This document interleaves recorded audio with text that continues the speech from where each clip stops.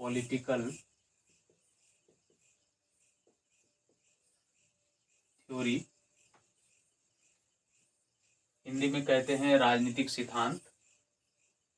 तो जितने भी पॉलिटिकल साइंस में थ्योरीज हैं उनके बारे में हम कोशिश करेंगे कि एक ऐसी रणनीति बनाएं, एक ऐसी स्ट्रेटेजी बनाएं जिसे हम थोड़ा सा समझ भी लें और एग्ज़ाम के पॉइंट ऑफ व्यू से भी हमारे लिए काफ़ी इम्पोर्टेंट हो, तो उसे भी कवर करते हुए चलेंगे। तो आज शुरू करते हैं उदारवाद। उदारवाद इंग्लिश में कहते हैं लिबरलिज्म।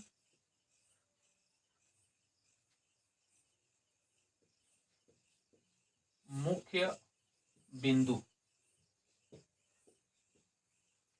उदारवाद 17वीं सदी में आया। एक आधुनिक सिद्धांत है, यानी दूसरे शब्दों में इसे हम कह सकते हैं कि उदारवाद का सिद्धांत आधुनिक काल में आया।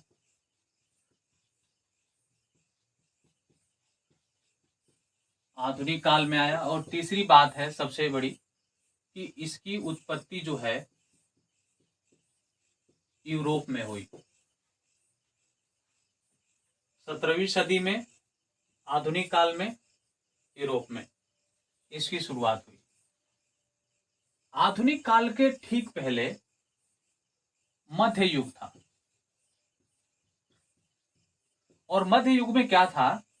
चर्च, पोप और सामंत, इन तीनों का वर्चस्व था। चर्च आप समझ रहे हैं, पोप मतलब पुजारी, सामंत का मतलब समझ लीजिए कि सामंत वो लोग होते थे जिनके पास बहुत ज्यादा जमीन होती थी, और उन जमीनों का मालिकाना हक इनके हाथ में होती थी। अर्थव्यवस्था की बागडोर इनके हाथों में होती थी। मध्य युग में डोमिनेट करते थे, और इनके खेतों में जन सामान्य यानी जो आम लोग हैं वो काम करते थे। तो लोगों की स्थिति ऐसी थी कि लोगों को कोई आजादी नहीं थी, कोई लिबर्टी नहीं थी, कोई स्वतंत्रता नहीं थी। लोग बस एक दास के तौर पे, एक पशु के समान, एक कह सकते हैं कि चलती फिरती मशीन के समान इनके खेतों में काम करते थे।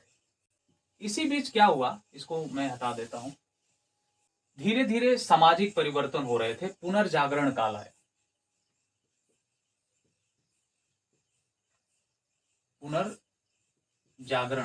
पुनर्जागरण मतलब होता है कि लोग अब धीरे धीरे खुद के वजूद के बारे में, उनका खुद का क्या अस्तित्व है, इसके बारे में समझना शुरू किए। ठीक है। दूसरा आया साइंस। साइंस भी धीरे धीरे डेवलप कर रहा था। साइंस यानी विज्ञान क्रांति। जब साइंस आया तो लोगों के अंदर थोड़ा सा, जब साइंस आएगा तो साइंस का कुछ प्रभाव होगा, और प्रभाव ये हुआ कि लोग कल कारखाने लगाना शुरू कर दिए। तो यानी तीसरा जो हुआ कल कारखाने, मतलब कि उद्योग धंधे, यानी औद्योगिक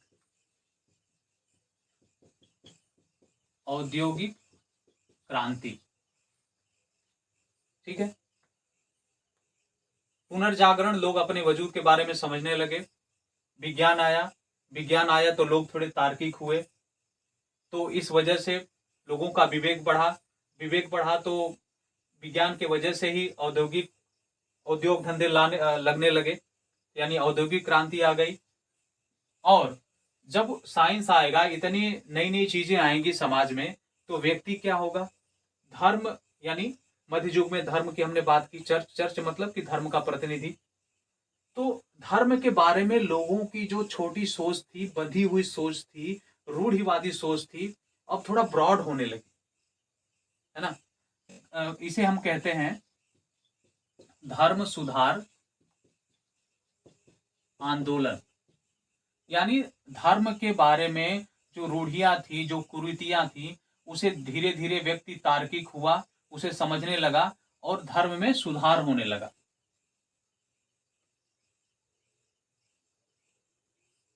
अब जरा एक बात बताइए, साइंस आया, उद्योग धंधे लगे, लेकिन जैसे हमने बताया कि मध्य युग में क्या था कि जन सामान्य यानी जो पब्लिक थी, मजदूर थी, खेतों में काम करते थे लोग, और सामंत उनके मालिक थे। लेकिन उस दौर में कुछ ऐसे लोग थे जो थोड़े थोड़े बीच के लोग थे, यानी सामंत भी नहीं थे, मजदूर भी नहीं थे, थोड़ा बहुत वो व्यापारी वर्ग था, है ना। लेकिन व्यापारिक वर्ग का मतलब क्या था कि वो तो एग्जिस्ट करता था, लेकिन उनके ऊपर सामंतों का प्रभाव था, यानी सामंतों को वो चैलेंज नहीं कर पा रहे थे। लेकिन ये जो परिवर्तन हुआ, इस परिवर्तन के तहत जो व्यापारी वर्ग था सामंतों को चैलेंज करना शुरू किया, उसे चुनौती देना शुरू किया। कैसे? कि विज्ञान आने की वजह से ये व्यापारी वर्ग धीरे धीरे उद्योग धंधा लगाना शुरू किए, कल कारखाने खोलना शुरू किए। ठीक है, अब कल कारखाने लगेंगे तो काम करने के लिए तो मजदूर चाहिए ही कल कारखाने में, लेकिन मजदूर किसके पास? सामंतों के पास। अभी सामंतों से कैसे लें? तो व्यापारिक वर्ग ने इसे इसे कहा गया, नाम दिया गया मध्यम वर्ग या मिडल क्लास। मिडिल क्लास व्यापारी है, इसके पास पूंजी होगी तभी तो व्यापार करेगा, कल कारखाने लगाएगा, तो इसे एक और नाम दिया गया पूंजीपति वर्ग। ठीक है, अब ये मध्यम वर्ग या पूंजीपति वर्ग या व्यापारिक वर्ग ने क्या किया, जो सामंतों के खेतों में मजदूर काम करते थे, इन्होंने एक प्रचार प्रसार करना शुरू कर दिया कि व्यक्ति जो है एक स्वतंत्र प्राणी है, व्यक्ति को आजादी दिया जाए, व्यक्ति को आप बांध के रख सकते नहीं हैं। ठीक है, व्यक्ति जब खुला रहेगा, खुले मन से सोचेगा, तो वो ज्यादा तरक्की करेगा, ज्यादा विकास करेगा, है ना। तो ये खेतों में जो मजदूर काम करते थे, इनको बहुत अच्छा लगा। इनको लगा कि यार ये जो बात कर रहे हैं, ये तो हमारी आजादी की बात कर रहे हैं, हमारे विकास की बात कर रहे हैं। इधर तो हम पशु समान है, इधर तो मजदूर हैं हम। फिर व्यापारिक वर्ग के पक्ष में धीरे धीरे ये मजदूर वर्ग आना शुरू हुआ और इनके साथ काम करना शुरू कर दिए। ठीक है, तो इन परिस्थितियों में उदारवाद का जन्म हुआ। तो उदारवाद की जो मूल प्रकृति है, एक लचीली विचारधारा, मतलब ये सिद्धांत तो है, और एक बौद्धिक क्रांति बहुत ही लचीली, गतिशील। अब आगे जब हम पढ़ेंगे तो देखेंगे उदारवाद ने धीरे धीरे आज भी उदारवाद एग्जिस्ट कर रहा है। उदारवाद ने बहुत सारे बदलती हुई परिस्थितियों के हिसाब से खुद के अंदर बहुत सारे चेंजेस लाए। ठीक है, उदारवाद में पढ़ेंगे शास्त्रीय उदारवाद, फिर आधुनिक उदारवाद, नव उदारवाद जिसे स्वेच्छा तंत्रवाद कहा गया। तो इसके अलग अलग फेज आए। बहरहाल अभी इन परिस्थितियों में उदारवाद का जन्म हुआ। इसको अब हम हटा देते हैं, अब आगे शुरू करते हैं। उदारवाद में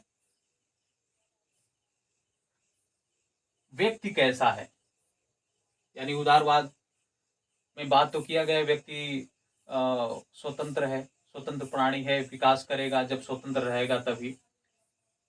इसमें एक सटीक एग्जाम्पल आपको मैं बताऊं, एक विद्वान है, उनका नाम था टॉमस आर ड्यूअर। उन्होंने बात कहा, उनका एक स्टेटमेंट है कि हमारा मन एक हवा जैसा है, और जब खुला होता है, जब खुले में रहता है तो और ज्यादा काम करता है। मतलब क्या कि इसमें व्यक्ति का जो मन है ना, व्यक्ति का मन आजादी को पसंद करता है, यानी व्यक्ति जब स्वतंत्र रहता है तो बहुत सारी चीजों को सोचता है। जैसे मान लीजिए हम लोग हैं, हमें किसी के अंडर में रख दिया जाए और हमें दिन रात टॉर्चर करता रहे, तो हम कुछ नया सोच पाएंगे अपने बारे में या कुछ तरक्की के बारे में। लेकिन हमारे साथ ऐसी परिस्थितियां हों जहां पे हम बिल्कुल फ्री हैं, बिल्कुल स्वतंत्र हैं, लिबर्टी है हमें, हम सोच रहे हैं हमारी तरक्की कैसी होगी। और जब आदमी फ्री रहता है, सोचता है, मनन करता है, तो अपने विकास की ओर अग्रसर होता है। तो यही बात ये ड्यूगर कह रहे थे कि हमारा मन एक हवा जैसा है, जब खुला होता है तो ज्यादा काम करता है। तो इसमें समझते हैं कि उदारवाद के अनुसार व्यक्ति की प्रकृति कैसी है, या व्यक्ति की प्रवृत्ति या व्यक्ति का चरित्र कैसा है। ठीक है, व्यक्ति कैसा है। पहला, उदारवाद ने व्यक्ति को तार्किक माना या विवेकशील माना। दूसरा, व्यक्ति एक स्वतंत्र प्राणी है, यानी व्यक्ति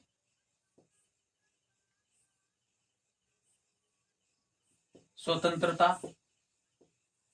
इंपॉर्टेंट है, या फिर ये कह सकते हैं कि व्यक्ति स्वतंत्रता को ज्यादा पसंद करता है। ठीक है, जो तीसरी बात इसमें सामने आई वो ये है कि व्यक्ति के कुछ हित हैं। समझ रहे हैं? हित मतलब कि व्यक्ति अपने बारे में, जैसा हमने बताया ना कि व्यक्ति अपने बारे में सोचना शुरू किया पुनर्जागरण में, यानी व्यक्ति अपने बारे में सोचने का मतलब क्या कि अपने हित के बारे में, कि हमारे लिए अच्छा क्या है। तो व्यक्ति अपने हित के बारे में सोचना शुरू किया। हित का मतलब कि उसकी तरक्की कैसी होगी, उसका विकास कैसे होगा, वो क्या खाएगा, क्या उसकी सामाजिक दशा होगी, वो राजनीति में किस तरह से आएगा, वगैरह वगैरह बहुत सारी चीजें। तो अपने हित के बारे में लोग व्यक्ति सोचना।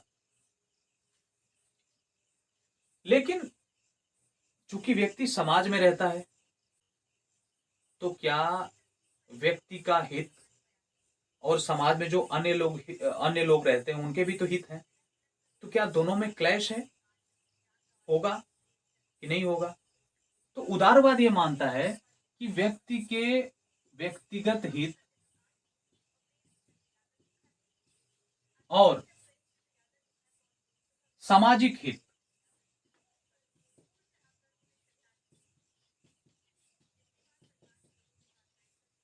इन दोनों में कोई अंतर नहीं है, कोई अंतर नहीं है।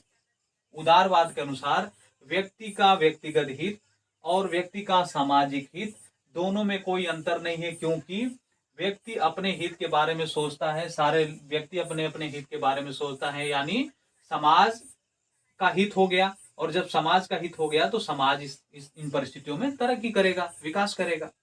उदारवादियों ने एक बात की नागरिक समाज की।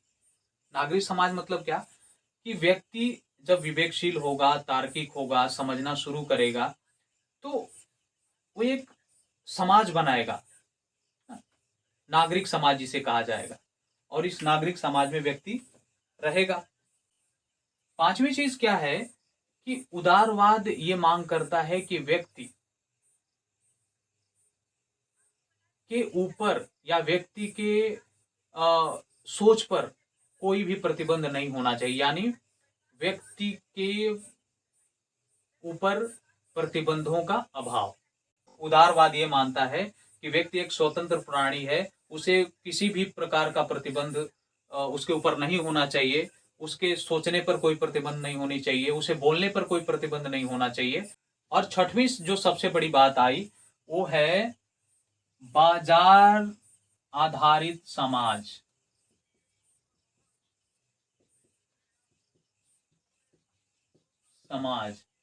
तो बाजार आधारित समाज का मतलब क्या, इसको ऐसे समझें कि कोई व्यापारी है, कोई बिजनेसमैन है, बाजार मतलब मार्केट है ना। कोई व्यापारी है, बाजार में जाएगा तो वो चाहता है कि अपने हित को साधे, यानी उसे ज्यादा प्रॉफिट हो। तो उदारवाद ये कहता है कि बाजार के प्रकार का समाज, यानी समाज में जो व्यक्ति हैं वो अपने अपने हितों के लिए काम करेंगे। तो एक उपमा समझ ली कि बाजार एक उपमा दी गई। उपमा मतलब कि जिस तरह से बाजार में व्यापारी वर्ग अपने अपने हितों के लिए काम करते हैं, ठीक उसी तरह से समाज में भी एक इसी तरह का सिस्टम होगा जहां पे लोग अपने अपने हितों के लिए काम करेंगे और विकास करेंगे।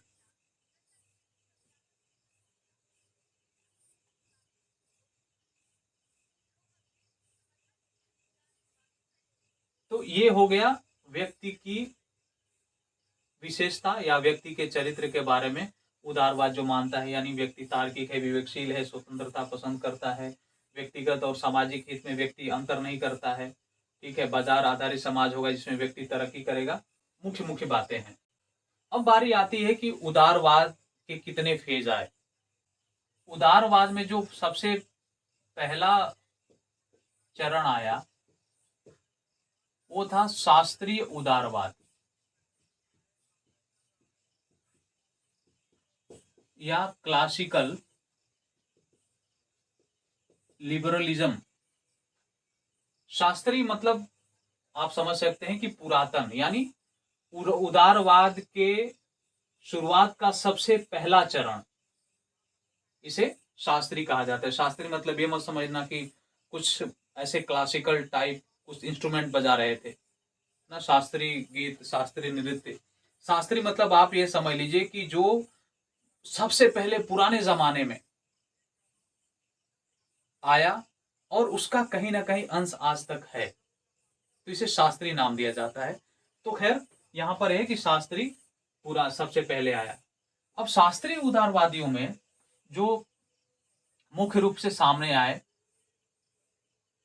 वो थे जॉन लॉक। जॉन लॉक को उदारवाद का पिता कहा जाता है, यानी जॉन लॉक ने ऐसी बातें कही जो उदारवाद का आधार बनी। और उन बातों में क्या था, इन्होंने कहा सिंपल कि व्यक्ति कुछ प्राकृतिक अधिकार लेके पैदा होता है, और उन प्राकृतिक अधिकारों में क्या था, प्राकृतिक अधिकारों में क्या था, जीवन, स्वतंत्रता और संपत्ति, right to life, liberty and property. और इसके आधार पर फिर उन्होंने बात की कि व्यक्ति एक तार्किक है ना। व्यक्ति के प्राकृतिक अधिकार हो गए। व्यक्ति के चरित्र के बारे में इन्होंने कहा कि व्यक्ति तार्किक है, विवेकशील है, तार्किक है, विवेकशील है, और व्यक्ति के जीवन में राज्य का कम से कम हस्तक्षेप होना चाहिए, और इसलिए भी व्यक्ति के जीवन में राज्य का कम से कम हस्तक्षेप होना चाहिए, इसलिए शास्त्रीय उदारवाद को एक और नाम दिया जाता है, इसे कहते हैं नकारात्मक उदारवाद। नकारात्मक उदारवाद का मतलब कि ये जो नकारात्मक उदारवादी ये मानते हैं कि व्यक्ति के जीवन में राज्य का कम से कम हस्तक्षेप होना चाहिए, व्यक्ति को खुला छोड़ देना चाहिए।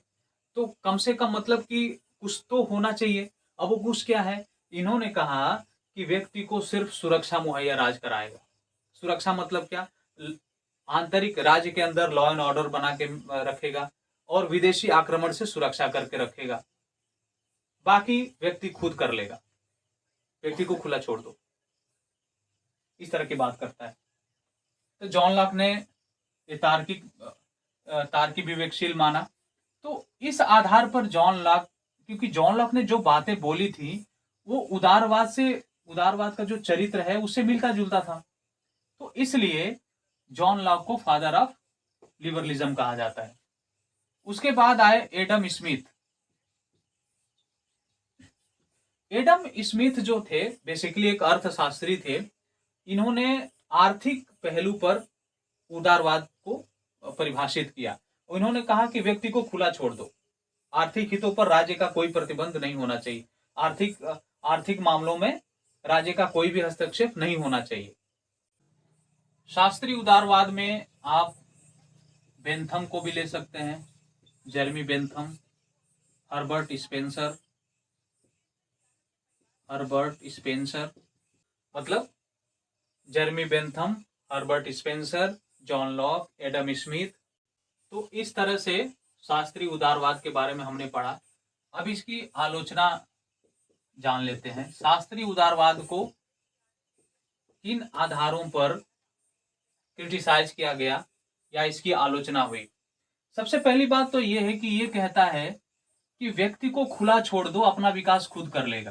खुला छोड़ दो, अपना विकास खुद कर लेगा। लेकिन प्रश्न ये पैदा होता है, क्या सभी व्यक्ति की समाज में दशा एक जैसी है? जैसे हमने पढ़ा कि एक पूंजीपति वर्ग था और दूसरा मजदूर, ठीक है। तो पूंजीपति को छोड़ दो तो ये तो अपना इंडस्ट्री लगाएगा, उद्योग धंधे लगाएगा, पैसे कमाएगा। मजदूर को खुला छोड़ दो तो क्या करेगा? उसके पास तो पैसे नहीं हो, तो मजदूर है, ये कल कारखाने कहां से लगाएगा? यानी दोनों के, मजदूरों के और पूंजीपतियों की स्टेटस में असमानता है। पूंजीपतियों के और मजदूरों के स्टेटस में असमानता है, तो कैसे दोनों को खुला छोड़ देते हैं? लिबरलिज्म तो ये कहता है कि व्यक्ति को खुला छोड़ दो, तो फिर तो यहीं पे फेल मार गया, है ना? कि व्यक्ति को खुला छोड़ देने पर सबकी सामाजिक स्थिति एक जैसी नहीं होती है, इसका मतलब है कि व्यक्ति अपना विकास नहीं कर पाएगा। तो फिर क्या होगा? दूसरी बात यह है कि शास्त्रीय उदारवाद की अगर बातों को माने तो ये व्यक्ति को खुला छोड़ने की बात करते हैं, यानी पूंजीपति वर्ग खुला रहेगा तो अपना काम शुरू कर देगा, अपना विकास करेगा। यानी पूंजीपति वर्ग के हित में ज्यादा था शास्त्रीय उदारवाद, ठीक है। तो फिर इसके आधार पर आलोचना होने लगी कि ये तो एक ही मध्यम वर्ग या पूंजीपति वर्ग को ज्यादा सपोर्ट कर रहा है। तो इन परिस्थितियों में जरूरी हो गया कि स्टेट का इंटरवेंशन लोगों के लिए हो, यानी जो राज्य है उसका हस्तक्षेप होना चाहिए। तो तब जाके शुरुआत हुई सकारात्मक उदारवाद की। जब ये मांग उठने लगी कि स्टेट का, क्योंकि शास्त्रीय उदारवाद तो बोलता था कि स्टेट का इंटरवेंशन कम से कम होना चाहिए, सिर्फ सुरक्षा हितों तक बात होनी चाहिए, सुरक्षा मामलों तक बात होनी चाहिए, यानी राज्य जो है सुरक्षा मुहैया कराएगा। लेकिन जब बात होने लगी कि नहीं, राज्य के जो काम है उसे और बढ़ाया जाए, तो इसे नाम दिया गया आधुनिक उदारवाद या सकारात्मक। सकारात्मक मतलब क्या?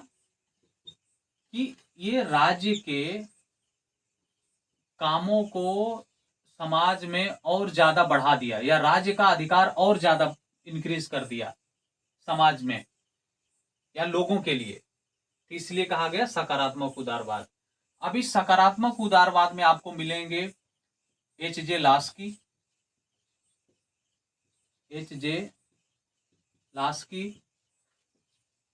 T.H. Green, L.T. हाबहाउस, इसमें मिलेंगे आपको जेस मिल,